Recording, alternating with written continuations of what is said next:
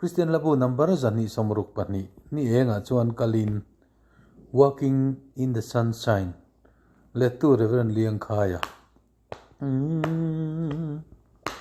ni engah chuan kalin eng ro puia chuan jing eng moi nuama le zan dai ta khunin buang taka kalzelin ni tinin zui ro kong tina iswa zui ro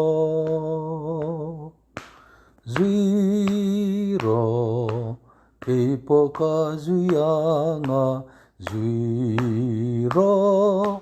ni tinin zui ro a royang zel che in kong tina lali swaka zuya du to kot mayang atlok riat na tur chau ani